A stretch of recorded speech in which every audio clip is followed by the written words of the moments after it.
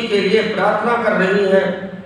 तब कश्यप जी ने कहा कि तुम्हारी कोख में दो बड़े ही बलशाली, अमंगलमय और अधर्म रूप पुत्र उत्पन्न होंगे। तथा उनका वध साक्षात भगवान चक्रपाणी के हाथ से ही होगा और तुम्हारे एक पुत्र के 4 पुत्रों में से एक पुत्र ऐसा होगा जिसका सत्पुरुष भी गान करेगा।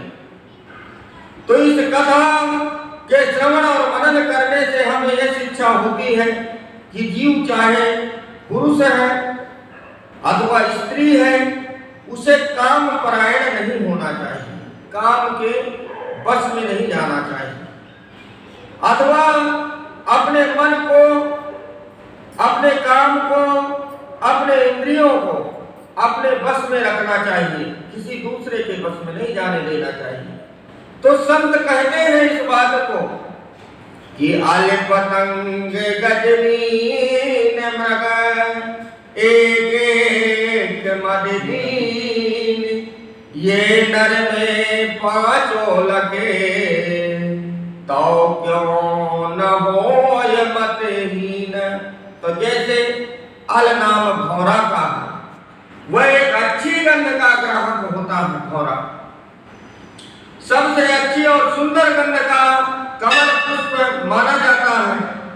तरह उसकी सुगंध के वशीभूत उसे यह भी ध्यान नहीं रहता कि सूर्य अस्त होने वाला है, पर वह पुष्प जो अभी खिल रहा है वह बंद हो जाएगा।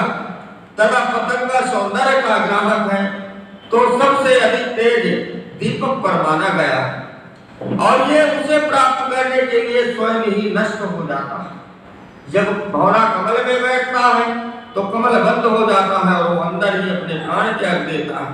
और पतंगा जो कीड़ा होता है वह दीपक की तेज रोशनी में सबसे ज्यादा देख करके खुश होता है और जब दीपक के नजदीक जाता है तो दीपक में जल करके अपने प्राण दे देता है। तो इसलिए अपने मन को, काम को और अपनी इंद्रियों को अपने बस में हमेशा रखना चाहिए, तो उसे प्राप्त करने के लिए स्वयं ही नष्ट कर लेता है। इस प्रकार गज का नाम हाथी है, जैसे बड़ा ही कामी जीव होता है हाथी। तो उसकी कथा अगले प्रसंग में सुनाएंगे आपको। तो मछली रस की ग्राहक है और मृग संगीत का, इस प्रकार इसमें एक एक ही मद होने के कारण ये नष्ट हो जाते हैं। तो मनुष्य में तो ये 5 की गुण लगभग पाए जाते हैं, मनुष्य में 5 गुण पाए जाते हैं। तो उस जगत के जीव का जीवन अंत पर्यंत तक जगमगाने लगता है। तो विदुर जी दिति को अपने पुत्रों से देवताओं को कष्ट पहुंचाने की आशंका थी, इसलिए कश्यप जी के तेज वीर को 100 वर्षों तक अपने उदर में ही रखा। 100 वर्षों तक अपने स्वामी के उसको जो है अपने पेट में ही रखा दिति ने, और उस गर्भ स्पर्श तेज से ही सूर्य आदि लोकों में प्रकाश क्षीण होने लगा। प्रकाश सूर्य आदि लोकों में कम होने लगा। तब इंद्रादि लोकपाल और तेजहीन हो गए।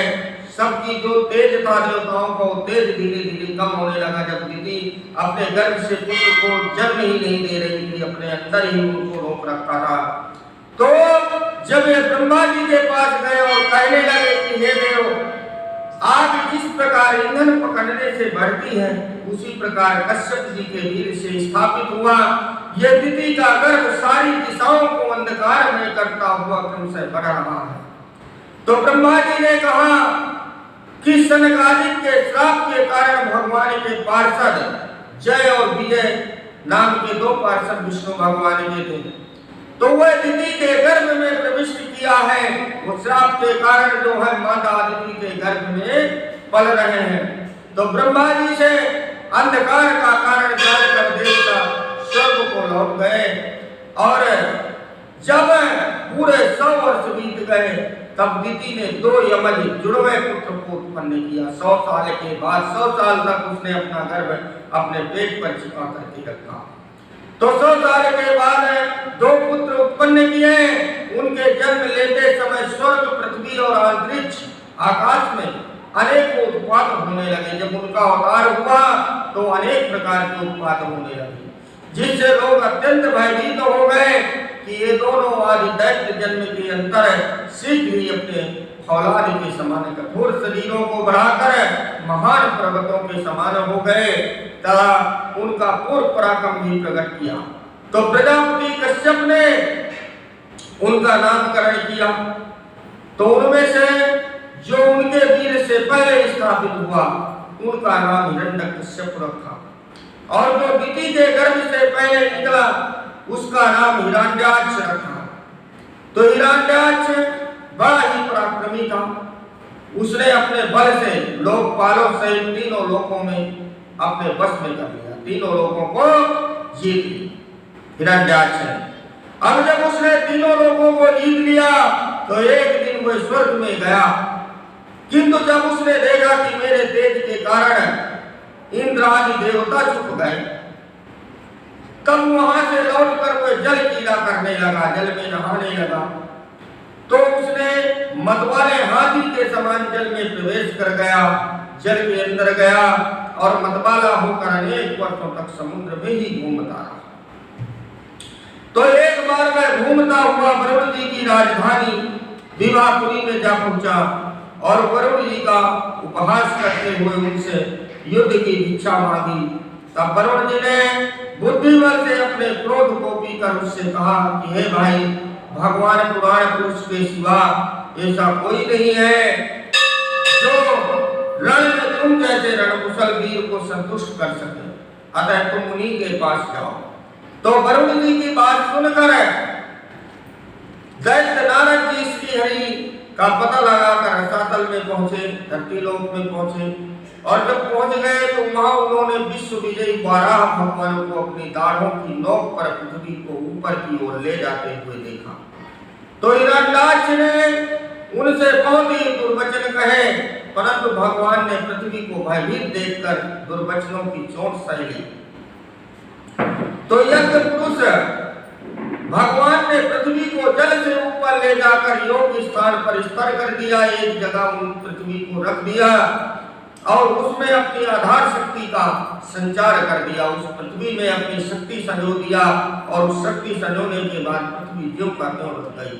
और उस समय ब्रह्मा जी ने हिरण्याक्ष के सामने ही भगवान की स्तुति की और देवताओं ने उन पर पुष्पों की वर्षा की। तब भगवान श्री हरि ने अपनी गदा लेकर पीछे आ रहे दुष्ट हिरण्याक्ष का वध किया। ये हिरण्याक्ष और हिरण्यकश्यप भगवान की ही 2 पार्षद थे।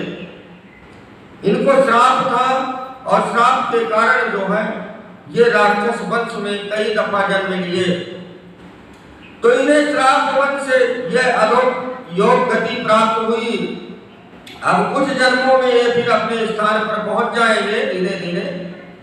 तो देवताओं ने, लोगों ने कहा कि प्रभु आपको बारंबार नमस्कार है, आप संपूर्ण यज्ञों का विस्तार करने वाले हैं और संसार की स्थिति के लिए कुछ सत्यमय मंगल विग्रह प्रकट करने वाले हैं। बड़े ही आनंद की बात है कि संसार को कष्ट देने वाला यह दुष्ट दैत्य मारा गया। अब आपके चरणों की भक्ति के प्रभाव से हमें भी सुख और शांति मिल गई। तब भगवान स्वयं को मनु के वंश में मैथुन धर्म के द्वारा प्रजा की बहुत वृद्धि हुई। आप मुझे उन्हीं की कथा सुनाइए।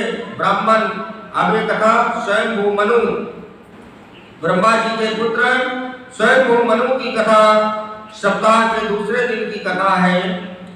तो स्वयं मनु के प्रियव्रत और उत्तानपाद ने 7 दिन पृथ्वी का धर्म पूर्वक पालन किया। जो स्वयं मनु की संतान हुई, ब्रह्मा जी के पुत्र की जो संतान हुई, तो उन्होंने चारों तरफ पृथ्वी का पालन करना शुरू किया और उनकी पुत्री जो देवहूति नाम से विख्यात योग लक्षण से युक्त गंधर्व जी को ब्याही गई।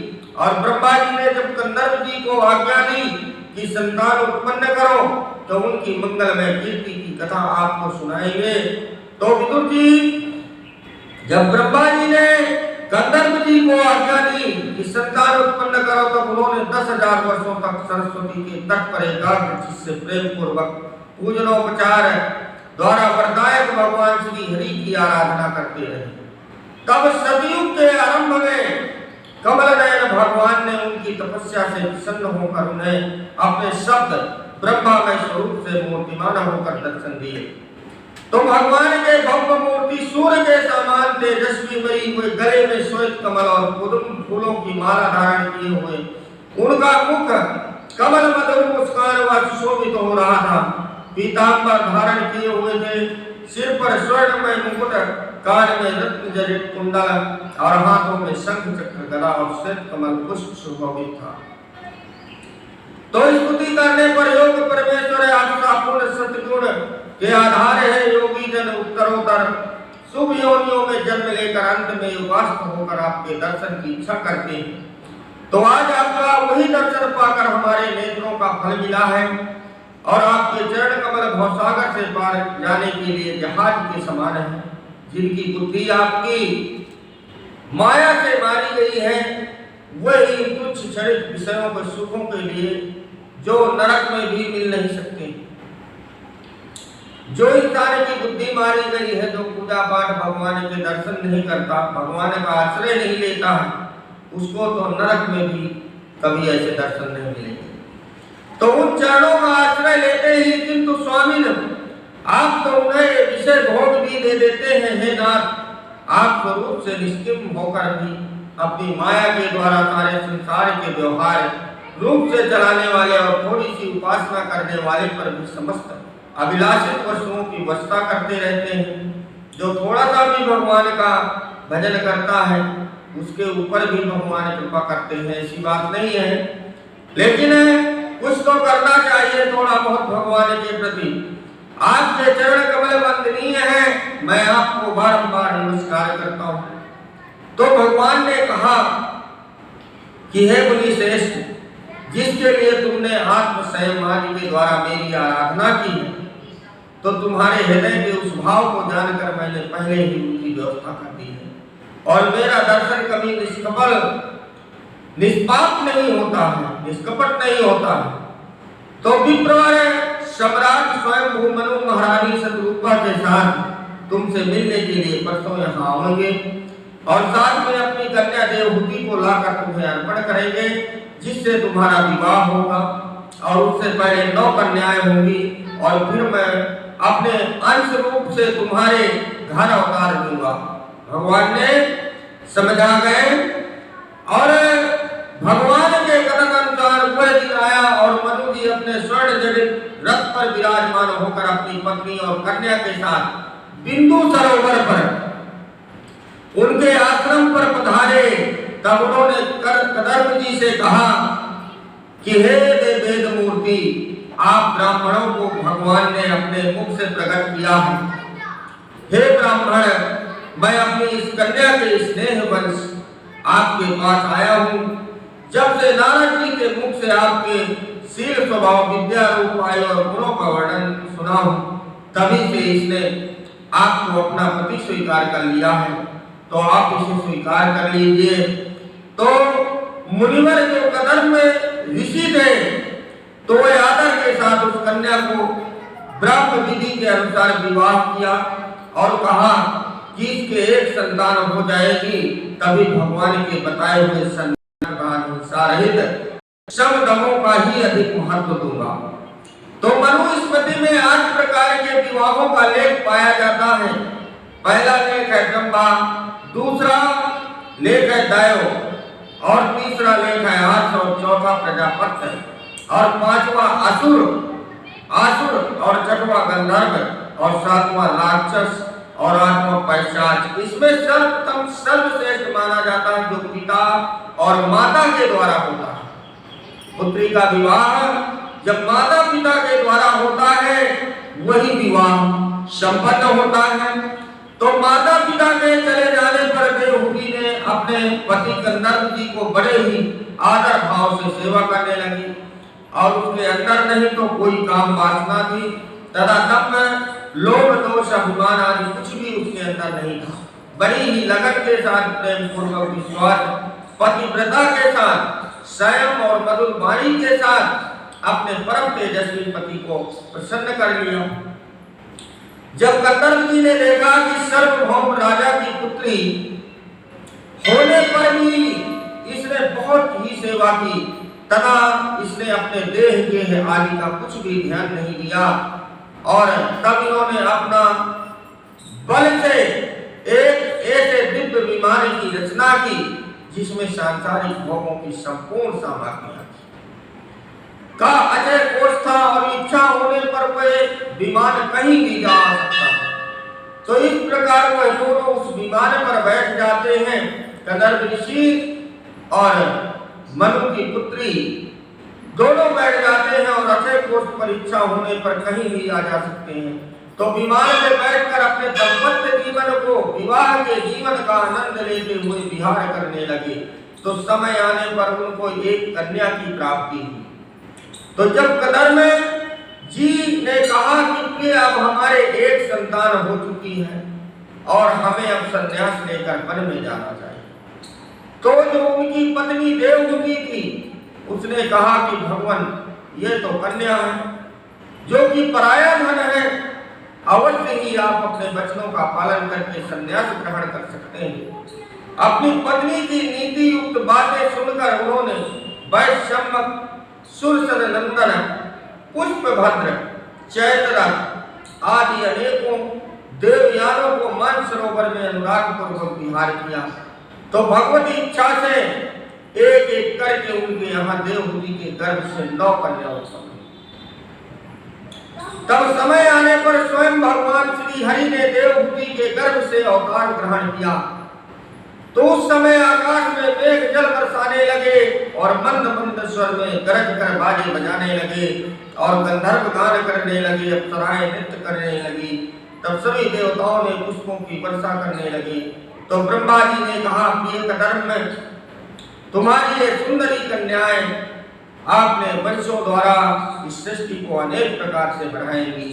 तो अब तुम मारीची आदि ऋषियों को इनके स्वभाव और रुचि के अनुसार अपनी कन्या समर्पण करो और संसार से अपना श्वेत फैलाव। तुम्हारे पुत्र रूप में अवतीर्ण हुए साक्षात श्री हरि ही हैं। ये कपिल नाम से विख्यात होते हैं। जो कपिल मुनि ऋषि थे वो देवहूति के गर्भ से जन्म लिए और कपिल ऋषि बने। तो कपिल ऋषि के नाम से विख्यात होते हैं। जो राजा सगर के पुत्र को श्राप दे देते हैं, जो राजा सगर के पुत्रों को जला देते हैं, वही कपिल मुनि के रूप में अवतार लेते हैं। और कदर्भ जी ने ब्रह्मा की आज्ञा अनुसार अपनी कन्याओं का विधि पूर्वक विवाह किया।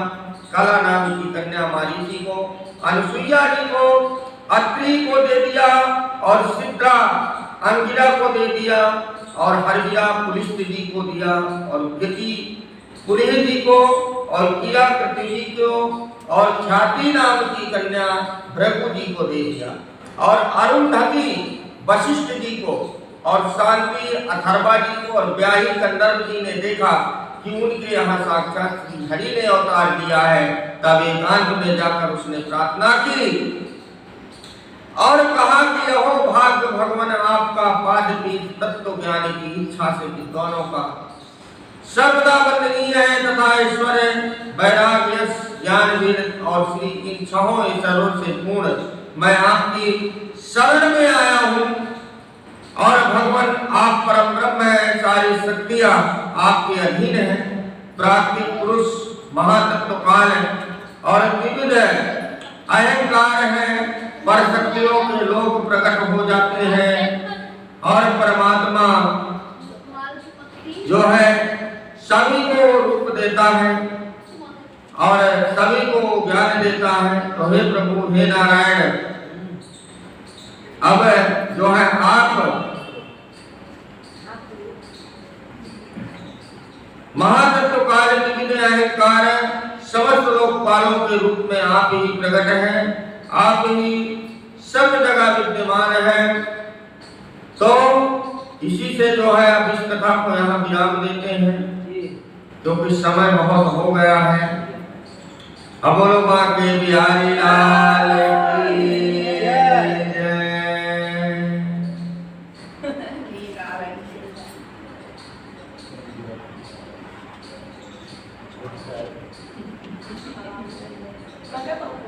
नींद बहुत परेशान कर लिया। श्री राधे श्री राधे।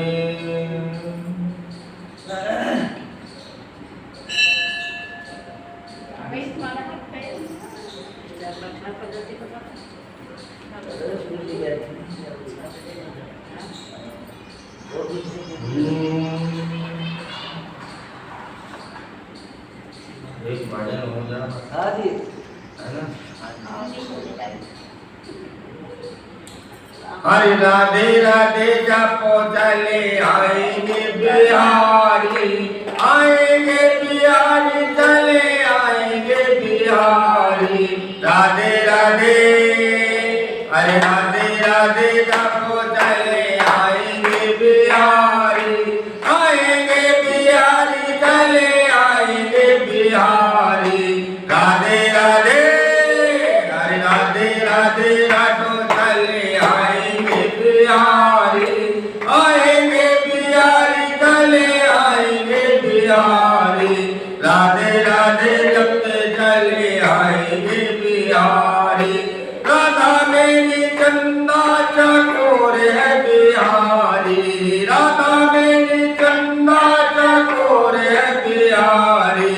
राधे राधे हरे राधे राधे राधो चले आएंगे बिहारी। राधा रानी मिश्री तो साध है बिहारी, राधा रानी मिश्री तो साध है बिहारी।